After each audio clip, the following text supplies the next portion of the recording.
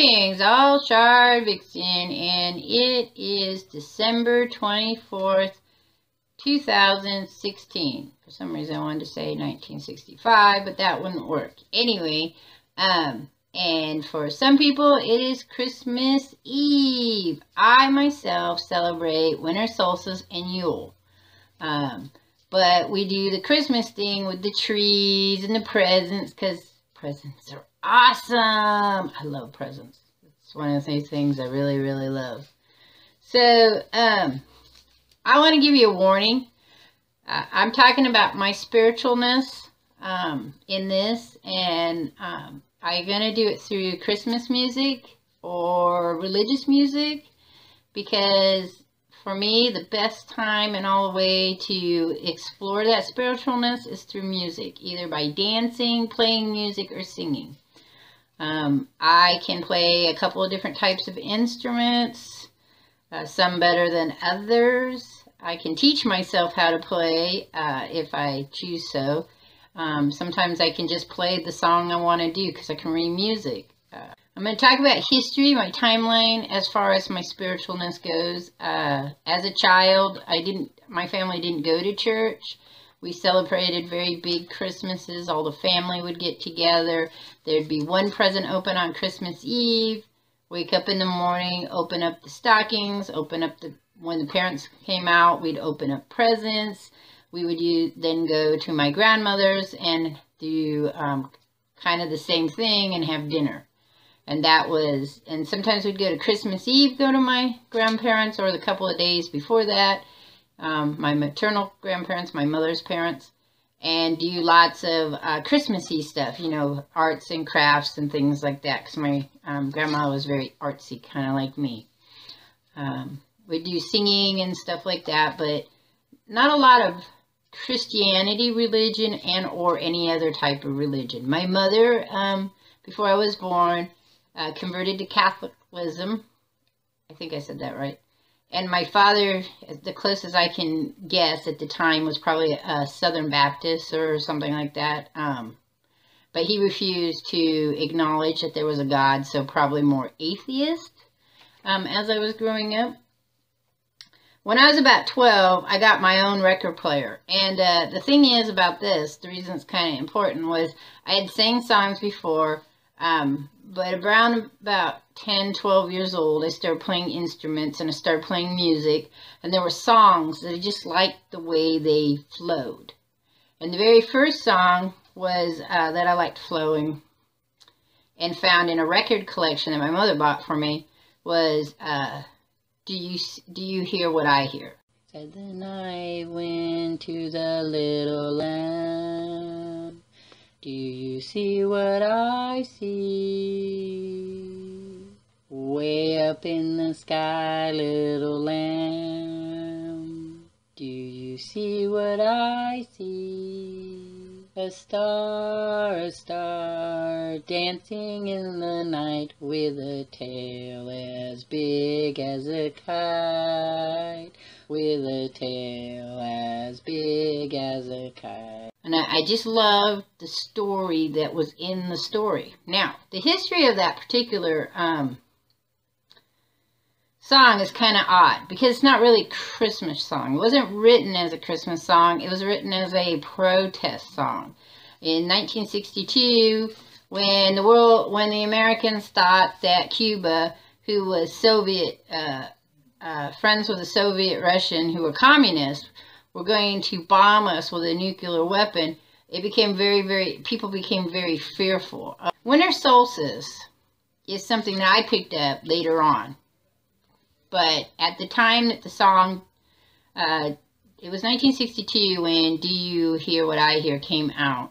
And then lots of people sang it after that. And then I was born again, like I said, in 1965. So I would say about 1975 would be about the time that I started collecting my own music. So the next song on my list is, of course, the 12 Days of Christmas. For lots of reasons. It was always intriguing to me that you could memorize it and how fast you could sing it. My favorite, of course, is with the Muppets and John Denver. And then I saw they just did one with Jimmy Fallon. So, of course, was kind of fun to watch. Their version is very cute, and I really enjoy it. And sing the song probably since I was a little kid, because it just is another one that's, you know, like, it's really fun to see if you can sing it all the way through. Kind of like saying the ABCs backwards, which I can do also. On the first day of Christmas, my true love sent to me a partridge in a pear tree. On the second day of Christmas, my true love sent to me 2 turtle doves and a partridge in a pear tree. On the third day of Christmas, my true love sent to me 3 French hens, 2 turtle doves, and a partridge in a pear tree. On the fourth day of Christmas, my true love sent to me 4 calling birds, 3 French hens, 2 turtle doves, and a partridge in a pear tree. On the fifth day of Christmas, my true love sent to me 5 golden rings, 4 calling birds, 3 French hens, 2 turtle doves, and a partridge in a pear tree. On the sixth day of Christmas, my true love sent to me 6 geese a-laying, 5 golden rings, 4 calling birds, 3 French hens, 2 turtle doves, and a partridge in a pear tree. So a little fun history about the 12 days of Christmas. Now, the Catholic Church says that the 12 days of Christmas are a secret thing about their beliefs. And it was originated during the period of time in medieval time after the Great Britain at the time England decided to become Protestant rather than Catholic. And Catholics got in trouble for doing their Catholicness, which is really bad. But I thought about it. If that was the case, boy, there are a lot of parodies of this song out there, and I love the parodies too. That could be kind of insulting if you were Catholic and knew that. Theorists, though, say that the song's probably older than that and was a nursery, like I said, a nursery rhyme, a puzzle game. There's a lot of context of sexuality based on symbols and what they meant during that time. So if you Google it, you can research it. There's a lot of really cool stuff. The 12 Days of Christmas is also about the time from December 25th to January 5th, where the wise men traveled from Bethlehem to wherever it was they were going. I don't remember. I'm not really up to date with that. And they gathered gifts during that period of time for the baby Jesus, which I always thought was kind of a cool idea as well. I like, as a pagan, I believe in all myths or as you want to say, factual religious stories. And so some are cooler than others. I really like the whole baby Jesus thing and how the wise men came and the animals and all that stuff. It's a really cute little story. My third song I like is Joy to the World. Now, anyway, it was written originally as a gospel song. The thing was, it was not written as a Christmas song. It was really about the second coming of Christ and that we should all be joyful that the Lord had returned. I like the song because it has a lot of pagan kind of thing, and really it's the flow of the music that I like. Joy to the world, the Lord has come. Let earth receive her King. Let every heart prepare him room, and heaven and nature sing, and heaven and nature sing, and heaven and nature sing. You can put her, him, they, the gods, whatever you want in this song, so you can make it a really pagan kind of song too.